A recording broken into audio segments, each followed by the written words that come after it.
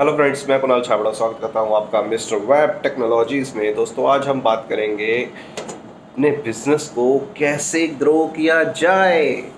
मतलब आप अपने बिजनेस को कैसे ग्रो कर सकते हैं। बहुत सारी कंपनीज हैं जो कि वेब डिज़ाइनिंग की कंपनी है, वेब डेवलपमेंट कंपनी है, डिजिटल मार्केटिंग कंपनी है, जो मेरे से क्वेश्चन करते हैं कि यार हम किस तरीके से अपने बिजनेस को ग्रो करें। क्योंकि जब भी हम किसी एम्प्लॉय को हायर करते हैं, वो 4 से 5 महीने बाद या 1 साल बाद वो छोड़ के चला जाता है और उसका सारा लोड मेरे पे आता है। और मैं फिर नया एम्प्लॉय रखता हूँ और उसको फिर से मुझे वही सिखाना पड़ता है, वही बताना पड़ता है कैसे करना है, किस तरीके से करना है। तो दोस्तों, ये प्रॉब्लम हर कंपनी के साथ है। ज़रूरी नहीं है कि आप आईटी कंपनी है तो आप ही के साथ ये प्रॉब्लम हो। ये कब प्रॉब्लम हर किसी कंपनी के साथ होती है। अब इसका सॉल्यूशन क्या है, कैसे इसको हम ठीक करें, क्या प्रॉब्लम ये फेस कर रही है कंपनीज, जो कैसे ठीक करें। तो सबसे पहले ना, हमें एक अपनी कंपनी के ना कुछ रूल्स बनाने चाहिए। कंपनी के रूल्स कैसे बनाने चाहिए कि हमें कोई भी अगर एम्प्लॉय हायर करते हैं तो एटलीस्ट वो एम्प्लॉय का एक्सपीरियंस अपनी फील्ड के अंदर बेस्ट होना चाहिए। बेस्ट इन द सेंस, कम से कम वो 2.5-3 साल उस कंपनी या उस काम के ऊपर ध्यान दे चुका हो। एटलीस्ट 2.5-3 साल का एक्सपीरियंस होना चाहिए। 5 साल का एक्सपीरियंस हो तो बेस्ट है, बेस्ट है।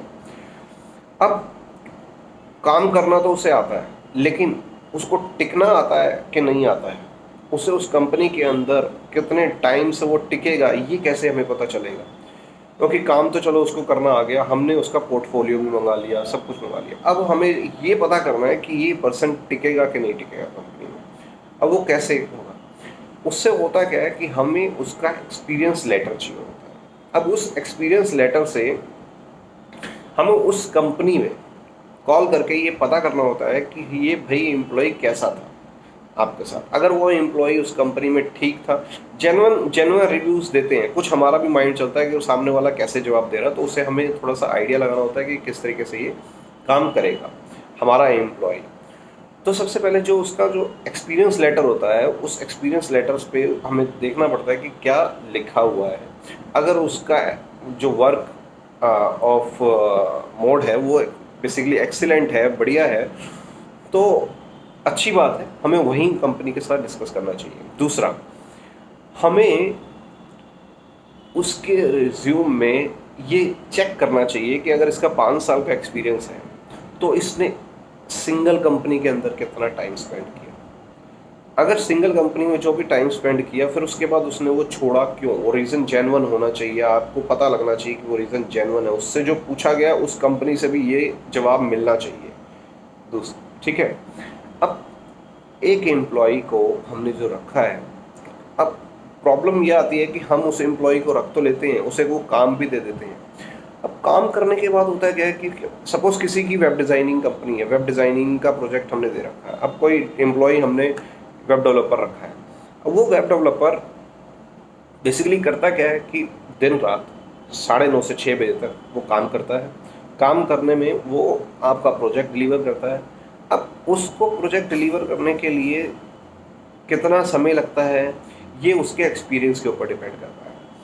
अगर हमें ये खुद को पता होना चाहिए कि इस पर्सन की ये सैलरी है, इस सैलरी के हिसाब से इसको इतने प्रोजेक्ट देने बनते हैं, हमें इस तरीके से कंपनी को ग्रो करना चाहिए। हमें अगर अपने बिजनेस को ग्रो करना है तो हमें सामने वाले के हर एक एम्प्लॉय का टारगेट सेट करना चाहिए। हमें अभी तक सिर्फ ये पता होता है कि हमने टेलीकॉलर का टारगेट सेट कर दिया, हमने अदर सुपरविज़न का टारगेट सेट कर दिया, इन सब का टारगेट सेट कर दिया। लेकिन हमारा जो काम होता है वो होता है हर एक एम्प्लॉय का टारगेट सेट करना। कईयों को ये मुश्किल होती है, कईयों को ये प्रॉब्लम होती है कि अगर कोई डिजिटल मार्केटर है या ऑप्टिमाइज़र है या वेब डेवलपर है या किसी भी फील्ड के अंदर है, उसे ये नहीं पता होता कि इसका टारगेट भी कैसे सेट किया जाए।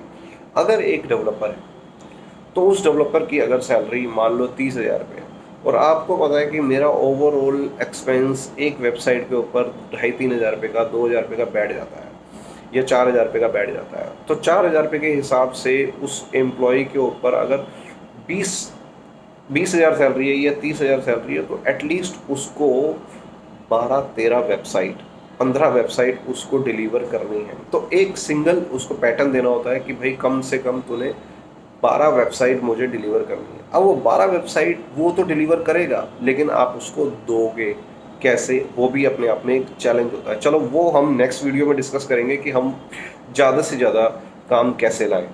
बट पॉइंट ये है कि हम अपने एम्प्लॉयज़ को जब तक टारगेट सेट नहीं करेंगे तब तक वो एम्प्लॉय ग्रो नहीं कर पाएगा। क्यों?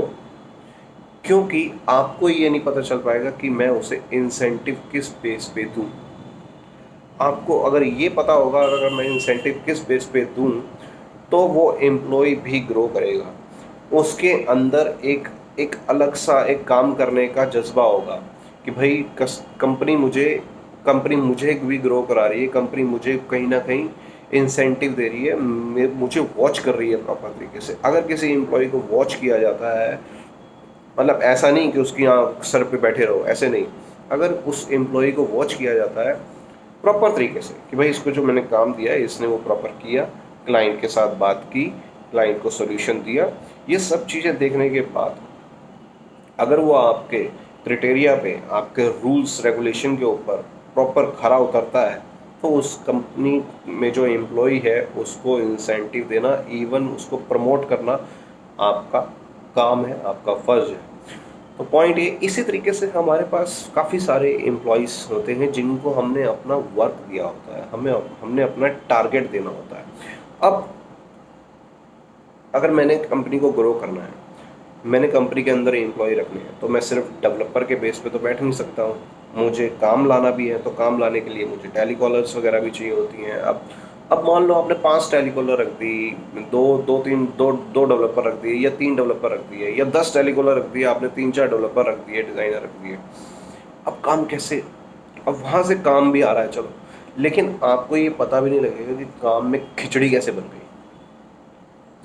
अब काम में खिचड़ी ना बने, रायता ना फैले, उसको क्या है कि अब किसी टेलीकॉलर ने कॉल किया, काम आया, काम आने के बाद उसने किया क्या, काम जैसे ही आया उसने डिलीवर कर दिया डेवलपर को। अब इसके साथ प्रॉब्लम क्या हुई यहाँ पे? यहाँ प्रॉब्लम ये क्रिएट हुई कि यहाँ से कस्टमर और उस टेलीकॉलर का कनेक्शन टूट गया। ओके, तो हम इसके बाद क्या करें? अब कस्टमर कहाँ बात करें? कस्टमर बात करता है टेलीकॉलर से। अब टेलीकॉलर क्या है, अपने बिजी है, टेलीकॉलर अपना काम कर रही है, लेकिन और डेवलपर अपना काम कर रहा है। तो टेलीकॉलर वहाँ जवाब दे नहीं पाती, क्योंकि टेलीकॉलर को ये पता ही नहीं होता कि क्या हो रहा है। मैंने तो प्रोजेक्ट ला के दे दिया, लेकिन क्या ये प्रोजेक्ट हो भी रहा है, नहीं हो रहा, कितना हो चुका है, नहीं पता। तो इसका सोल्यूशन क्या है? इसका सोल्यूशन होता है कि सुपरवाइज़र। एक सुपरविजन करने के लिए आपको एक टीम लीडर रखना होता है। आप सुपरवाइजर कह लो, टीम लीडर कह लो, व्हाटएवर, जो भी कह लो, आपको एक टीम लीडर रखना होता है। एक कंपनी में, अच्छी कंपनी के अंदर टीम लीडर कहा जाता है उसको। तो टीम लीडर रखना होता है। टीम का काम क्या होता है? अब वो टीम है, एक टीम है, उसने पाँचों को, ठीक है ना, जोड़ के रखा हुआ है, और पाँचों को उसने टारगेट दे रखा है। क्यों? क्योंकि उस जो टीम लीडर है उसको हमने टारगेट दे रखा है। उस टीम लीडर को हमने ये टारगेट दिया है कि इस पाँचों से तूने इतना रिवेन्यू जनरेट करवाना है। मैं उनसे जाके नहीं पूछूंगा कि क्या हो रहा है, क्या नहीं हो रहा कंपनी में, मैं तुझसे पूछूंगा कि क्या हुआ, क्या सामने वाले एम्प्लॉय ने क्या किया, कितनी कॉल्स की, कितनी लीड जनरेट हुई है, कितना बिजनेस जनरेट हुआ है, मैं तुझसे पूछूंगा ओवरऑल। इसी तरीके से जब वो सुपरविजन करता है और टीम लीडर सर पे बैठा होता है इन एम्प्लॉयज़ के ऊपर, तो ऐसे ही डेवलपर में भी, डेवलपर के अंदर भी एक टीम लीडर होना ज़रूरी है। अगर आपके पास डेवलपर ज़्यादा हैं, तो अगर आपके पास 4 से 5 डेवलपर है, तो आपके पास एक टीम लीडर वहाँ भी होना ज़रूरी है। अब ऐसा नहीं है कि आप टेलीकॉलर को बोल दो, टेलीकॉलर के टीम लीडर को बोल दो कि भाई तू ही डेवलपर के टीम लीडर बन जाए। नहीं, ऐसा नहीं होना चाहिए। उसका टीम लीडर अलग और उसका टीम लीडर, दोनों का अलग होना चाहिए। अब दो, आपकी कंपनी के अंदर टोटल एम्प्लॉई हैं कम से कम 12 या 13 या 15, लेकिन एग्जैक्टली देखा जाए तो आपकी कंपनी के अंदर एम्प्लॉई है सिर्फ 2। उस 2 में से जो कि दोनों टीम लीडर हैं, दोनों के नीचे आपने किसी में 3-4, किसी में 5-6 आपने स्टाफ डाला हुआ है जिसको वो मैनेज कर रहा है। अब आपका अब आपका काम क्या है? आपका काम हर किसी के पास जाना नहीं है, हर किसी से पूछना नहीं है, हर किसी की क्लास नहीं लगानी, हर किसी के साथ में आपने क्वेश्चंस नहीं करने। तो आपने क्या करना है, आपने सामने वाले टीम लीडर से ही ये क्वेश्चन करने हैं कि सामने वाले ने क्या किया। अब सामने वाला आपको मैनिपुलेट कर सकता है, आपको घुमा सकता है कई चीज़ों के साथ। सर ये एम्प्लॉय अभी कर लेगा, कल का ढंग से कर देगा, या कुछ इसके साथ प्रॉब्लम चल रही है, ये सब चीज़ें चल रही हैं। तो वहाँ पे प्रॉब्लम क्रिएट हो जाती है। तो हमें क्या करना है, हमें अपनी कंपनी का, अब आपने क्या किया, आप कभी वेबसाइट वगैरह बनाते हैं तो आप उसके अंदर एक मेन्यू बनाते हैं, पेज बनाते हैं FAQ का, फ्रिक्वेंटली आस्क्ड क्वेश्चंस, उसका एक बेसिकली पेज बनाते हैं। इसी तरीके से अपनी कंपनी के अंदर भी एक फ्रिक्वेंटली आस्क्ड क्वेश्चन होना चाहिए, जिसके अंदर हर एक क्वेश्चन का एक आंसर होना चाहिए, ताकि टीम लीडर आपके पास आके ये आंसर ना पूछे कि सर इसने एम्प्लॉय ने ये किया तो मैं क्या करूँ। उससे क्या है, आपका दिमाग इसी में लगा रहेगा और आप आगे नहीं सोच पाएंगे। तो आपने अगर FAQ क्रिएट किया तो वो FAQ आपके ऊपर भी लागू होता है कि मैंने इसको ये सारे क्वेश्चंस के आंसर ऑलरेडी दे दिए, फिर ये मुझसे क्यों क्वेश्चन पूछ रहा है। तो उसको अगर ये आंसर पता है इस पहले से, तो वो आपके पास आंसर पूछेगा ही नहीं वो वाला, और अगर पूछेगा तो वहाँ वो उसको आप सुनाने के लिए लायबल है। आप उसको सुना सकते हैं कि मैंने ये सब कुछ तेरे को पहले से बता रखा है, आपको ये सारी चीज़ें मैंने सारे क्वेश्चंस के आंसर पहले दिए हैं, फिर भी आप जाके मुझसे अगर ये चीज़ें पूछते हो तो फिर इसका मतलब you are not the capable for lead the team. Okay, तो टीम लीडर का मतलब ये है कि किसी भी टीम के ऊपर एज ए लीड कर रहा है वो, ठीक है। अब प्रॉब्लम यहाँ पे कई बार टीम लीडर के साथ भी आ जाती है, हमारे साथ भी आती है कि टीम लीडर भी लेट आता है। टीम लीडर लेट आ रहा है, या एम्प्लॉय लेट आ रहे हैं, या कोई भी प्रॉपर तरीके से काम लेट ही कर रहा है, या ढंग से डिलीवर नहीं कर रहा है, तो उसके ऊपर हमें भी एक FAQ बनाना चाहिए। FAQ क्यों बनाना चाहिए? अब उसमें क्या है कि हमें कंपनी के एम्प्लॉयज़ को छुट्टी के तौर पे, मानी कोई लेट आता है तो उसे ये समझाना चाहिए कि भाई वो अगर 10 मिनट लेट आ सकता है, महीने में 2 दिन या 3 दिन 10 मिनट लेट आ सकता है, या 5 मिनट लेट आ सकता है, या 1 घंटा 1 दिन लेट आ सकता है, 1 दिन की छुट्टी मिल सकती है उसको। अगर ये सब चीज़ें हम एम्प्लॉयज़ को, टीम लीडर को पहले ही बता देंगे तो यहाँ पे हमारे लिए प्रॉब्लम नहीं आएगी फ्यूचर में, और हमें कहीं ना कहीं प्रोडक्टिविटी मिलेगी।